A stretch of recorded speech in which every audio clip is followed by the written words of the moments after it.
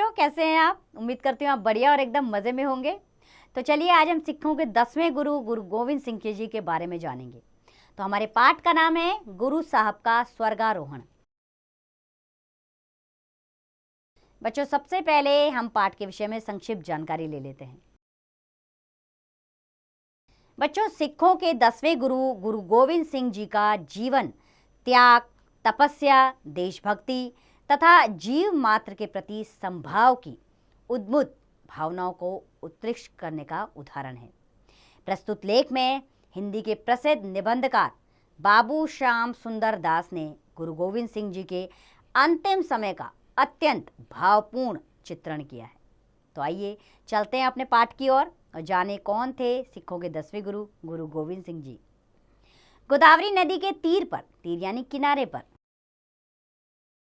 गोदावरी नदी के तीर पर अविचल नगर में निवास करते हुए गुरु गोविंद सिंह शांतिपूर्ण अपना जीवन बिता रहे थे। इसी बीच दक्षिण देश से लौटता हुआ बहादुर शाह उनसे मिलने आया और दर्शन करके बहुत कुछ भेंट पूजा चढ़ाई। उसने एक बहुमूल्य हीरा भी सबके सामने बड़े अभिमान के साथ, अभिमान यानी गुरूर के साथ, बड़े अभिमान के साथ गुरु साहब को अर्पण कर दिया। अर्पण यानी उन्हें दिया। अर्पण कर उसका बहुत सा बखान यानी उसके बारे में बड़ी लंबी चौड़ी बातें, बहुत सा बखान किया। गुरु साहब को उसकी यह बात नहीं भाई और सबके सामने उन्होंने उस हीरे को नदी में फेंक दिया। यह देखकर बादशाह जब असंतुष्ट होने लगा तो गुरुजी कहने लगे, आप इसके विषय में कुछ भी ना सोचें। आज से इस कार्य की स्मृति स्वरूप यह स्थान हीरा घाट नाम से प्रसिद्ध होगा। ऐसा ही हुआ। यह स्थान आज भी हीरा घाट के नाम से प्रसिद्ध है। गुरु नानक देव जी का यह सिद्धांत था कि आत्मिक दृष्टि से सारे मनुष्य बराबर हैं, चाहे वे हिंदू हो या मुसलमान। इसी सिद्धांत के कारण गुरु गोविंद सिंह जब उपयुक्त यानी कि बिल्कुल सही, उपयुक्त सहृदय सज्जन को पाते तो उसे यही उपदेश देते थे कि सारे मनुष्य बराबर हैं, चाहे वे हिंदू हो या मुसलमान।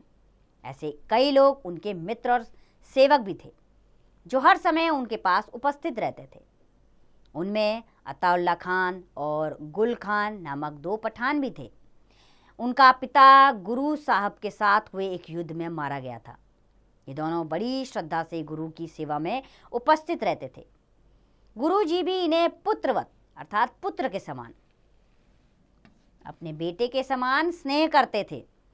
एक दिन अताउल्ला खान किसी जलसे में शरीक होने गया। शरीक यानी कि वहां पर भाग लेने गया। वहां उसके एक मित्र ने ताना मारते हुए कहा, धिक्कार है तुमको कि अपने पितृहंता अर्थात जिसने तुम्हारे पिता की हत्या की हो, पितृहंता और बैरी के अन्न पर पल रहे हो और फिर भी अपना यह बेहया मुंह सबको दिखाते फिरते हो, यानी बेकार सा मुंह ये सबको दिखा रहे हो। चुल्लू भर पानी में डूब क्यों नहीं मरते? ये मुहावरा है बच्चों। चुल्लू भर पानी डूबने का अर्थ होता है कि छोटी बात में बड़ी बात कह जाना, अर्थात सच्चे पठान हो तो अपने बाप की मौत का बदला लो। अर्थात उस आदमी ने उसे भड़काया कि तुम अपने मौत का बदला लो, अपने पिता की मौत का बदला लो। अपने मित्र का यह ताना सुनकर अताउल्ला खान एक बारगी ही गुरु साहब का कट्टर शत्रु हो उठा और उसने अपने भाई को भी उत्तेजित किया। उत्तेजित यानी उकसाया उसे भी, अर्थात वो बैरी बन गया गुरु जी का। दोनों ने गुरु की हत्या कर अपने पिता की मौत का बदला चुकाने का निर्णय कर लिया। निर्णय यानी कि फैसला कर लिया कि अब हम गुरु की हत्या करेंगे और अपने पिता की मौत का बदला लेंगे। दोनों सदा इसी घात में लगे रहते। घात में लगे रहना अर्थात मौके की तलाश में रहना।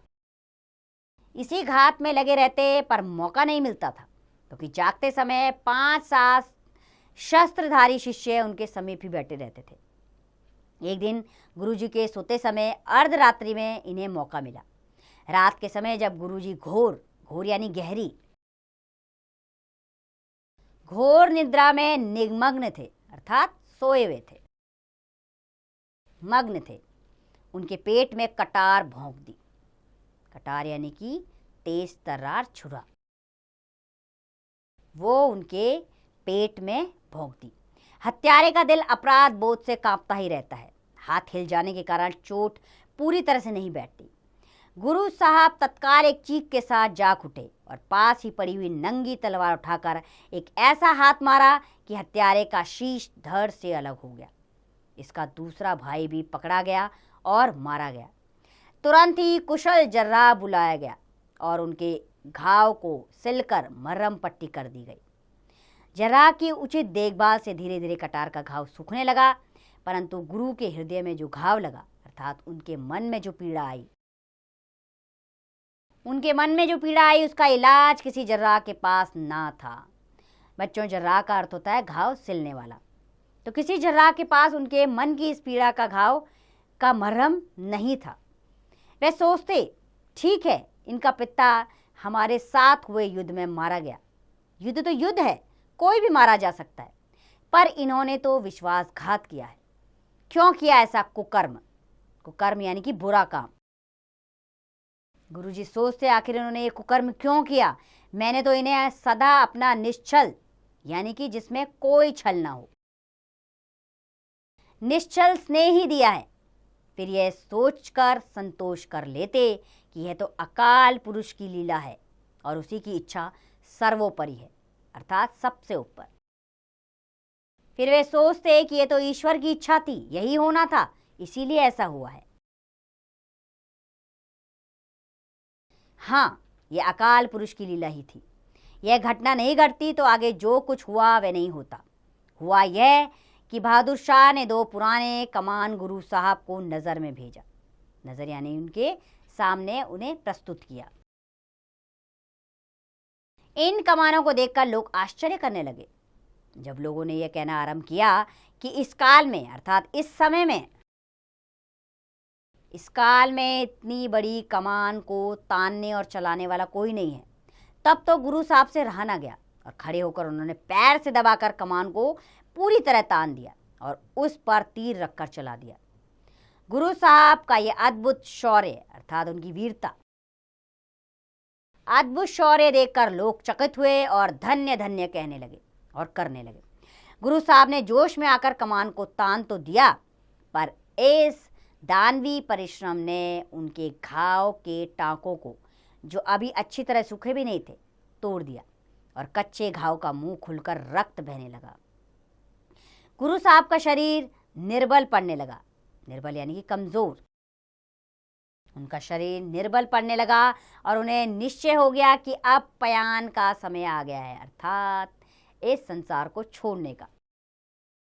अब पयान करने का समय आ गया है। उन्होंने जर्राहों को विदा करके मरहम पट्टी उखाड़कर फेंक दी और सब शिष्यों को इकट्ठा करके गुरु ग्रंथ साहब को सामने रखकर स्नान करके नवीन वस्त्र धारण किए। प्राचीन प्रथा के अनुसार 5 पैसे और 1 नारियल मंगवाकर ग्रंथ साहब के सामने भेंट रखी तथा यह वाणी उच्चारण की, आज्ञा भई अकाल की, तभी चलायो पंथ, सब शिष्यन को हुक्म है, गुरु मानियो ग्रंथ। अर्थात आज से सिवा ग्रंथ साहब के किसी और को कोई गुरु मत मानना और इसी के उपदेश के अनुसार चलना तो सब प्रकार से सुखी रहोगे। यही आज से तुम्हें गुरु की तरह मार्ग बताएगा। यह कहकर उन्होंने अपने 5 शस्त्र धारण कर फौजी पोशाक पहनी, पीठ पर ढाल लटकाई और वीरासन में बैठकर कहने लगे, देखो, मेरे लिए चंदन की चिता तैयार रखो और उसी पर इस शरीर को रखकर जला देना और उस स्थान पर समाधि इत्यादि कदापि ना बनाना। कदापि यानी कि बिल्कुल नहीं, कदापि ना बनाना। चित्त को यों ही जलता छोड़ देना और हड्डियों को मत छेड़ना, आप ही मिट्टी में राख मिल जाएगी। इसके बाद ओम सत्य श्री अकाल कहकर शरीर छोड़ा। शिष्यगण गुरु की अद्भुत, अद्भुत यानी कि विस्मय में, आश्चर्य में डालने वाली अद्भुत मृत्यु देखकर हैरान थे। कितने ही जो उन्हें अपने पिता और प्यारे मित्र समान समझते थे बिलक बिलक कर रोने लगे, अर्थात बेहाल होकर रोने लगे। कई प्रवीण यानी दक्ष, कई प्रवीण शिष्यों ने धैर्य धारण करके गुरु के शरीर को सुगंधित जल से स्नान कराकर पहले से तैयार की गई चंदन की चिता पर रखकर आग लगा दी। चिता पर प्रबल घृत धारा अर्थात घी की धारा घृत धारा पड़ने लगी और अग्नि यानी आग अग्नि धू धू कर जलने लगी। 3 दिवस तक यूं ही चिता जलती रही। चौथे दिन यद्यपि यानी यद्यपि गुरुजी मना कर गए थे, पर उनके श्रद्धालु शिष्य नहीं माने और भस्म हटाने पर, भस्म यानी कि राख, भस्म हटाने पर उन्हें एक लोहे के कड़े के अतिरिक्त कुछ न मिला। उसी स्थान पर इन लोगों ने एक आलीशान गुरुद्वारा बनवाया और वह लोहे का कड़ा भी उस पर लगा दिया, जो अब तक गोदावरी तीर के अविचल नगर में विद्यमान है। विद्यमान यानी मौजूद है। दूर दूर से लोग उसके दर्शनार्थ आते हैं, अर्थात दर्शन करने आते हैं। यह स्थान अब एक तीर्थ बन गया है। इस प्रकार शूरवीर प्रतापी गुरु गोविंद सिंह जी के शरीर का अंत हुआ और उनकी आत्मा उसी अमर पुण्य की गोद में आ विराजी, जहाँ से वह परित्राणाय साधुनाम विनाशाय चकृतधाम भेजी गई थी। तो बच्चों, श्याम सुंदर दास द्वारा रचित ये लेख, जिसमें बात की गई थी गुरु जी की, गुरु गोविंद सिंह जी जो सिखों के 10वें गुरु थे और वो अंत तक, अपने जीवन के अंत तक अपने शिष्यों को शिक्षा देते रहे और अंत में भी वो शिक्षा दे के गए कि सतमार्ग पर चलना तुम्हारा कर्म है। तो उम्मीद करती हूँ बच्चों ये पाठ आपको अच्छा लगा होगा। अब इसका अभ्यास कार्य आप स्वयं कीजिए।